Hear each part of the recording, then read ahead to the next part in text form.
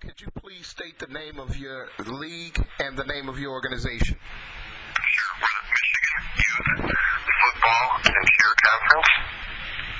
That's NYFCC is the acronym. Great. And what state is your organization located? Michigan. Great. How long has your organization been in existence? Oh boy. I think probably 15 years. I can get a real answer for you, though I'm not sure exactly the number of years, but I'm estimating about 15 years. Okay. I can get you a real number if you want. Okay. That's good enough. How many teams are in the organization? In the conference itself? Yes. In the conference, there's different. Let me get on the website here real quick. You want to bear with me a second? I can give you an exact NYFCC. Give you an exact number because it varies by level, but I'll just give you at the highest number how many we have. There's 1, 2, 3, 4, 5, 6, 7, 8, 9, 10, 11 teams. Wonderful. And how many weight classes is in your organization? There's 4. 4 weight classes? That is correct. And what weight class do you coach? I coach the varsity level, and that is 190 and under. That's basically 8th graders with some 7th graders. Great. Do you happen to know how many championships has your organization won up to this date? Well, in terms of at what level, or just a period, how many we won? Yes, all overall. Well, I know I've won 4. Let me count them. So I've been 4 years. Won 4. Let's see. There's been 5, 6,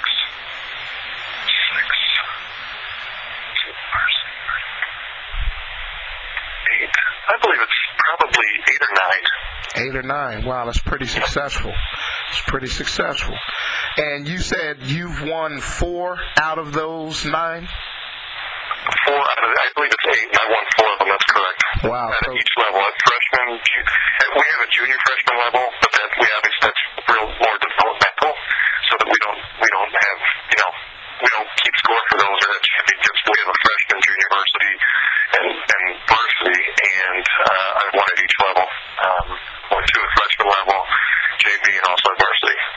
Okay, great. Congratulations. I'd like to first wish you congratulations on your success this season. I've heard a lot of great things about your organization, and we know it's worthy to be commended.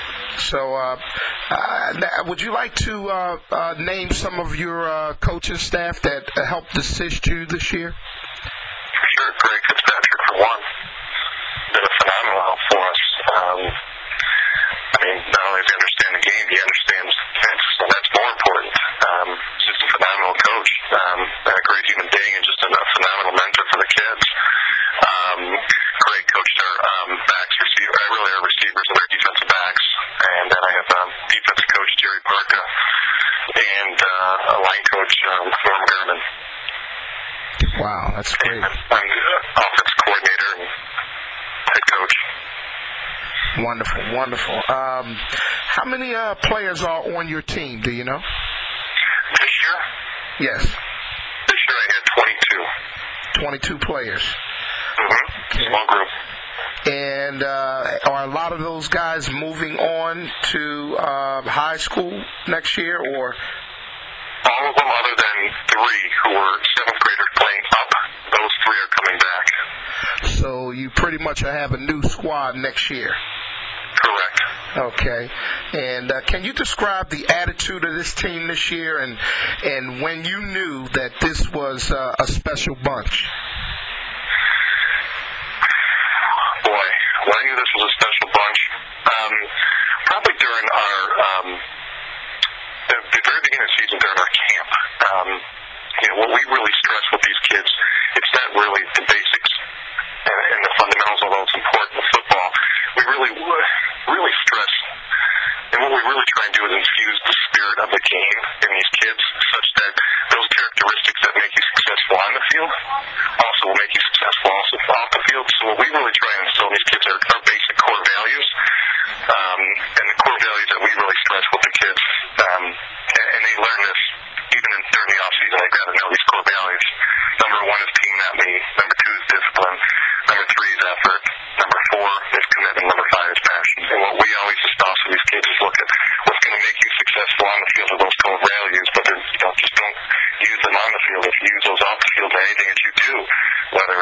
school, the community, or any other type of religious group you're involved with, friends, whatever, if you live those core values, you're going to be successful no matter what you do. And getting the kids to really buy into those core values, that's really what's going to make a team successful. In particular, once you can get these kids to realize that, look, you've got to sacrifice your own individual achievement for the sake of your team. And once you can get that through to these kids, that it's about the team and not about them and their own individual achievement, then you know you're going to have something special. I think pretty early on during camp, the kids really came together. We do a weekend sleepover camp, and we do it just for that very reason, so that they can start coming together as a team. You know, they suffer, sweat, and bleed, and do all these other things, together. And there's no individuals. They're all suffering together. They're having fun, don't get me wrong, and they're learning, but they've got to be able to count on each other in order to be successful. And, I knew very early on that they started to gel much earlier than I anticipated that they would, and, maybe part of that had to do with the maturity of this group. But they really lived those core values pretty early on and appreciated the concept of team over individual achievement. Wow, that's very impressive, Coach. Let me ask you, do you have a memorable moment that sticks out to you that changed the outcome of a game this season? A memorable moment that changed the outcome of a game would probably be the second round of the playoffs. We were playing a Rochester team. We were down by 2 scores with 7 minutes to go, and team just, they never gave up. It was one of the most incredible games that I've been a part of. Down by 2 scores, we had to score, and I don't want to say too much about the quarterback because he's my son, but the kid played out of his ass.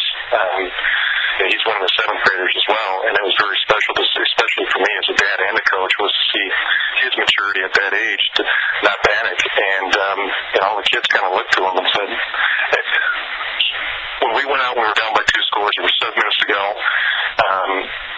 Even Will Pedagogue and Johnny, my son, just said, let's go, we got work to do. And it was as simple as that. And they went out, they marched off, they scored, got the ball back, we scored again. It was great. It was an incredible moment to see. Wow, that's awesome. That's really commendable. On that particular day, on the Super Bowl day, I know it was a big day for you guys, and everybody was excited, and it took a lot to get to that point. Can you describe the attitude of the players and the coaches on Super Bowl day?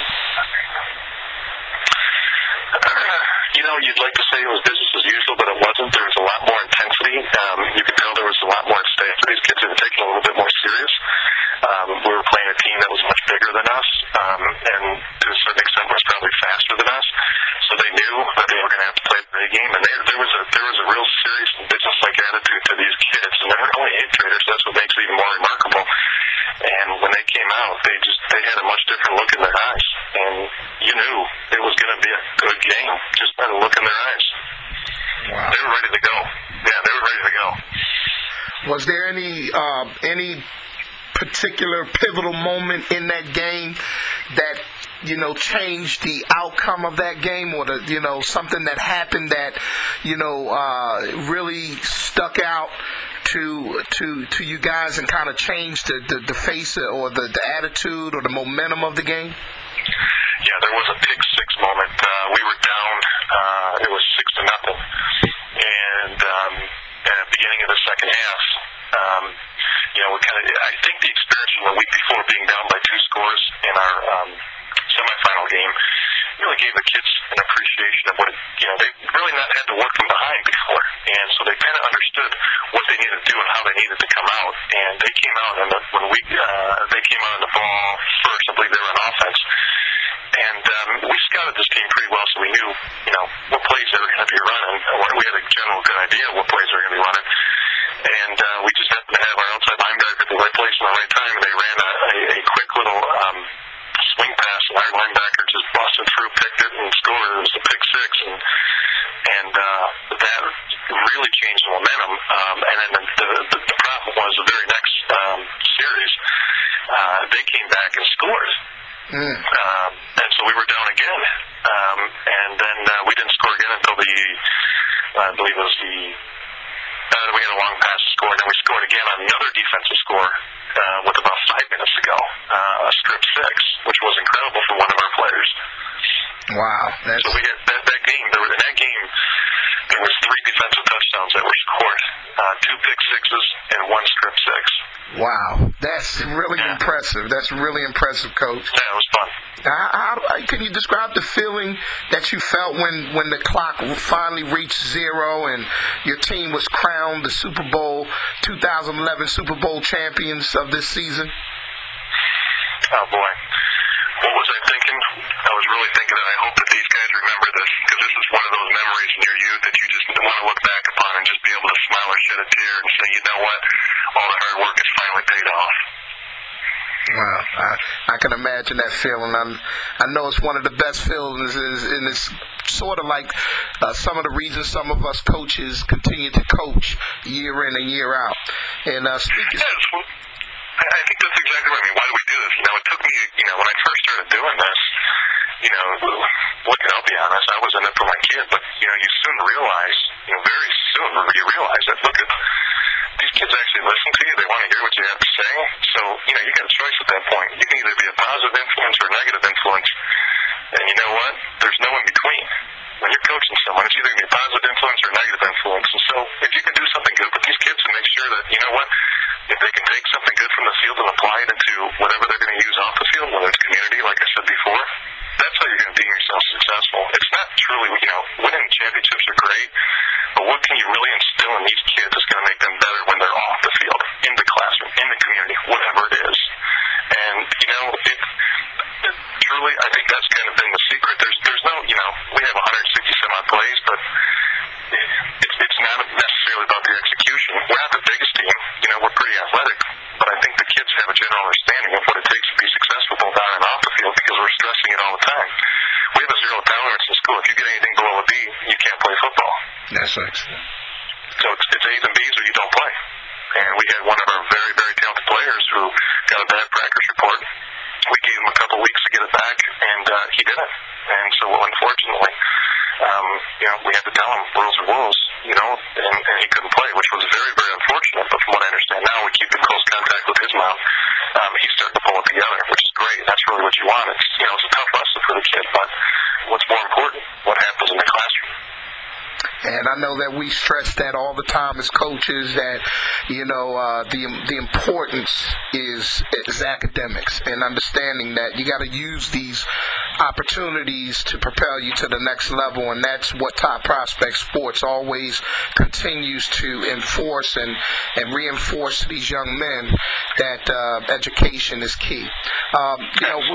We were speaking on coaching, and I want to know, are you coming back to coach another year? I've got one more year to go, for sure.